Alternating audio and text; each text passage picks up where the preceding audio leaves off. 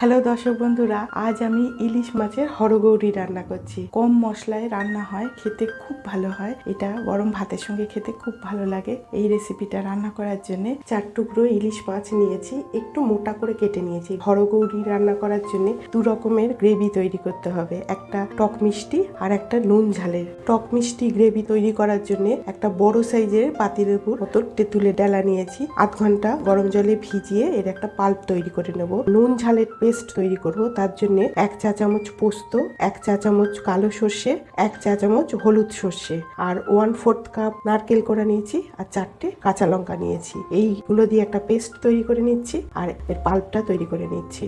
8 ঘন্টা হয়ে গেছে, তেঁতুলের পাল্পটা তৈরি করে নিয়েছি, মশলার পেস্টটাও তৈরি করে নিয়েছি। সর্ষে পোস্ত দিয়ে মশলার পেস্ট এইরকম স্মুথ পেস্ট তৈরি হতে হবে। এটা একটা বাটির মধ্যে আমি ঢেলে নিচ্ছি। মাছগুলিতে নুন হলুদ মাখিয়ে নিচ্ছি। সামান্য নুন দিয়ে দিলাম, 1/2 চামচ মতন হলুদ গুঁড়ো। ভালো করে মেখে নিচ্ছি। খুব ভালো করে নুন হলুদ মাখিয়ে নিলাম। মেখে 10 মিনিট রেখে দিলে মাছ ভাজার জন্য তৈরি হয়ে যাবে। 2টো গ্যাস বার্নার জেলে 2 দিকে 2টো প্যান বসিয়ে নিয়েছি। এটাতে টক মিষ্টির গ্রেভিটা তৈরি করছি আর এটাতে মাছ ভাজা করছি। সর্ষের তেল গরম হতে দিচ্ছি। টকের জন্য খুব সামান্য 1 চা চামচ মতন তেল গরম হতে দিচ্ছি। এইটুকানি। মাছ ভাজা করার জন্য 2 চা চামচ সর্ষের তেল গরম হতে দিচ্ছি। এইভাবে করলে রান্নাটা কিন্তু খুব তাড়াতাড়ি হয়ে যাবে। এদিকে তেল গরম হয়ে গেছে, টক মিষ্টির গ্রেভিটা তৈরি করছি। এর জন্য 1/2 চা চামচ কালো সর্ষে ফোড়ন দিচ্ছি, একটা শুকনো লঙ্কা। সর্ষের ফোড়নটা খুব ভালো করে হতে হবে। সর্ষের ফোড়ন ভালো করে না হলে স্বাদ হয় না খুব ভালো। ফোড়নটা হোক। এদিকে তেলটা গরম হয়ে গেছে, এবার মাছগুলো এতে ভাজতে দিয়ে দিচ্ছি।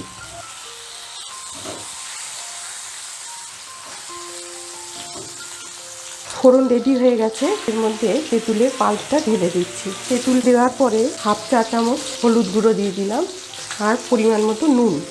গ্যাসের ফ্লেম মিডিয়াম রেখে এই গ্রেভিটা হতে দিচ্ছি। মাছের একদিক ভাজা হয়ে গেছে, মাছ উল্টে দিচ্ছি। ইলিশ মাছ খুব নরম হয়, খুব সাবধানে আস্তে আস্তে উল্টে দিতে হবে। এই দেখুন একদম হয়ে গেছে।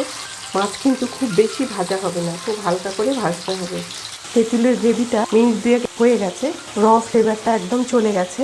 এবার এর মধ্যে 1/4 কাপ চিনি দিয়ে দিলাম। চিনি দিয়ে ভালো করে পেস্টটা তৈরি করে নিতে হবে। দেখুন চিনিটা গলে গেছে একদম। এই মাছগুলো দিয়ে দিতে হবে। এইভাবে মাছগুলো দিয়ে দেবো।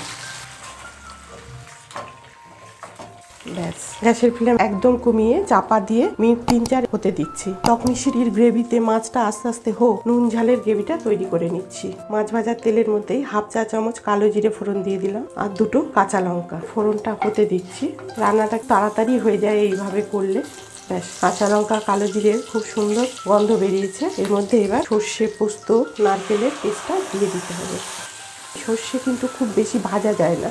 1 মিনিট মতো নেড়েই এর মধ্যে অল্প একটু জল দিয়ে দিলাম। এইবার এর মধ্যে 1/2 চামচ মতন হলুদ গুঁড়ো, একটু নুন দিয়ে মশলাটা তৈরি করেছিলাম, তাই অল্প একটু নুন দিয়ে দিলাম। এদিকে এটাও 4 মিনিট মতন ফুটে গেছে। এইদিকে গ্যাসটা বন্ধ করে দিচ্ছি। গ্রেভির মধ্যে থাকলেই মাছগুলো নিচের পিঠটা ভালোভাবে টক মিষ্টি সোপ করে নেবে। এইভাবেই থাকলো, একটু জাস্ট খোলা রেখে দিলাম। এদিকের পেস্টটা তৈরি করে নিচ্ছি। সর্ষে পোস্তর গ্রেভিটাও তৈরি হয়ে গেছে। এবার এর মধ্যে এই মাছগুলো দিয়ে দিতে হবে। উপরের দিকটা এই নুন ঝালের মধ্যে থাকে। এইভাবে আস্তে করে তুলে সর্ষে পোস্তর পেস্টে দিতে হবে। এইভাবে তুলে এইভাবে আস্তে আস্তে নিয়ে এইভাবে বসিয়ে দিলাম। এবার একদম লো হিটে এর মধ্যে মিনিট 3-4 কুক হোক। আর এই সময় এই টকটা আর একটু ঘন করে নিতে হবে। দেখুন খুব সুন্দর একটা টক মিষ্টির গ্রেভি তৈরি হয়েছে। গ্রেভিটাও তৈরি। এদিকের গ্যাসটা এবার বন্ধ করে দিলাম। হ্যাঁ, এইদিকের মাছটাও একদম হয়ে গেছে। দেখুন এই সাইডটা একদম গ্রেভিটা শুকনো হয়ে গেছে। এবার গ্যাস বন্ধ করে দিলাম। চাপা দিয়ে 2 মিনিট রেখে দিলেই পরিবেশনের জন্য তৈরি। এই অবস্থায় 2 মিনিট থাকলে আমি পরে পরিবেশন করতে পারবো। হরগৌরি পরিবেশন করার সময় একটু যত্ন করে একটু সাবধানে করতে হয়। কিভাবে করছি একটু দেখিয়ে দিচ্ছি। ঢাকাগুলো খুলে নিলাম যাতে 2 রকম স্বাদ একে অপরের সঙ্গে মিশে না যায়, আবার দেখতেও সুন্দর লাগে, আবার খেতে যেন আলাদাভাবে 2টো স্বাদ আমরা পাই। খুব সুন্দর দেখতে হয়েছে। দেখুন উপরে একটু সর্ষের গ্রেভি উঠে আসেনি, মিশে যায়নি। একটা প্লেটের মধ্যে সাবধানে হরগৌরি প্লেটিংটা করে নিচ্ছি। একটা প্লেট নিয়ে নিয়েছি। এর অর্ধেকটা অংশে টক মিষ্টির গ্রেভিটা নিচ্ছি। টক মিষ্টির স্বাদের গ্রেভি থেকে একটুখানি গ্রেভি এর মধ্যে প্রথমে লাগিয়ে নিলাম এইভাবে।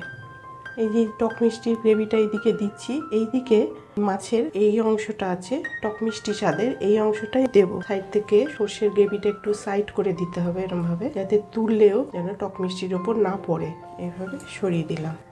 এইভাবে তলার দিক থেকে আস্তে করে তুলে নিতে হবে, এরকম ভাবে তুলে নিয়ে এইভাবে আস্তে করে উল্টে এই দিতে হবে। ঠিক একইভাবে আরেকটা মাছ নিয়ে এইভাবে এর উপরে দিয়ে দেবো। এইভাবে টক মিষ্টির স্বাদেরটা এর তলায় এই ব্যাস।